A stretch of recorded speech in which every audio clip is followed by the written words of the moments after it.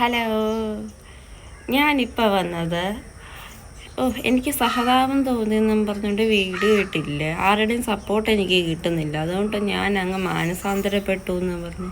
ഞാൻ എന്തിനാടി മാനസാന്തരപ്പെടുന്നത്? എന്ത് കാര്യത്തിന്? നിന്നെ അങ്ങനെയൊക്കെ സംസാരിച്ചു ഞാൻ ഒരു മാനസാന്തരവും ഇല്ല എനിക്ക്. കാരണം നീ എന്തുവാന്നും നീ ഏതറ്റം വരെ ഒരാളെ ദ്രോഹിക്കാൻ എവിടം വരെ പോകുമെന്നുള്ളതും ഇന്നലെ കൊണ്ട് എനിക്ക് മനസ്സിലായി. കാര്യം എന്താണെന്ന് വെച്ചാൽ, ഒരു പെണ്ണല്ലേ ഒരുത്തം വിളിച്ചിട്ട് ഇങ്ങനെ ഇത്രയും ഭീഷണിപ്പെടുത്തിയല്ലോ. അപ്പോൾ ഒരു വിഷമം തോന്നി. സാധാരണ ശിവൻ്റെ സ്വഭാവം എങ്ങനെ, അതേ സ്വഭാവം തന്നെ എൻ്റേതും.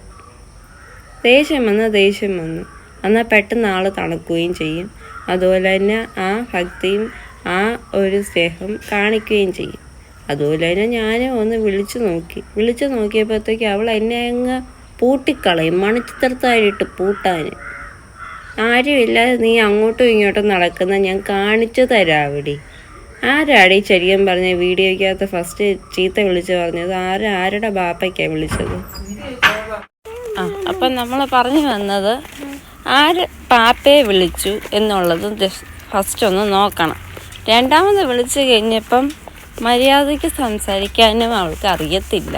അന്നേരം പിന്നെയും ബാപ്പ എന്നും പറഞ്ഞിട്ട് തുടങ്ങാൻ പോവുക. ഞാൻ പറഞ്ഞു, നീ എന്നോടല്ലേ സംസാരിക്കുന്നത്, നീ എന്നോട് ആദ്യം സംസാരിക്കാൻ പറഞ്ഞു, എന്നിട്ട് എൻ്റെ അച്ഛനോട് സംസാരിച്ചാൽ മതി എന്ന് പറഞ്ഞു. അത് അതിനകത്ത് തന്നെ കേൾക്കാമല്ലോ. ഇവളെ വിളിക്കുന്നവരെയൊക്കെ ഇവള് തന്നെ ആവശ്യമില്ലാതെ അങ്ങോട്ട് കയറി ചൊറിയുക ചെയ്യുന്നത്. എന്നിട്ട് അവരുടെ കയ്യിൽ ഇരിക്കുന്നത് അവൾ വാങ്ങിച്ചു കിട്ടോ.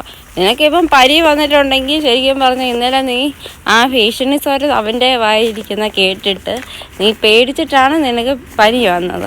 അല്ലാതെ വല്ല ജലദോഷമോ ഹെയർ കളർ ചെയ്തൊന്നും പറഞ്ഞിട്ടൊന്നും പെട്ടെന്ന് പനി വരത്തില്ല. ഹെയർ കളറൊക്കെ നമ്മളും ചെയ്യാറുള്ളതാണ്.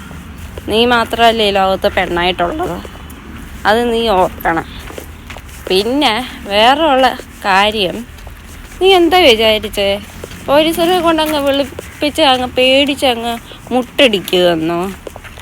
അതൊന്നും കാണണമല്ലോ. ആരുമില്ലാതെ അങ്ങോട്ടും ഇങ്ങോട്ടും കിടന്ന് അലയും പോലും അല്ലേ? അലഞ്ഞ് കാണിച്ചു തരാം ഞാൻ, കേട്ടോ? നീ കാണാൻ വരണം അലയുന്നത് എങ്ങനെയാണെന്ന്. ആ IPS എന്ന് പറയുന്ന ഒരു മഹത് വ്യക്തിയെക്കുറിച്ച് നീ എന്താ പറഞ്ഞേ? അത് പോരെ മോളെ പൂട്ടാൻ. പിന്നെ വേറെ സെക്ഷൻസും ഉണ്ട്. എനിക്ക് മാത്രം ബാധകമാകുന്ന ഒരു നിയമവും ഈ ലോകത്തില്ല. നിനക്കും എനിക്കും ഒരുപോലെ ബാധകമാകുന്ന നിയമമാണ് ഉള്ളത്. അത് നീ ഓർക്കണേ.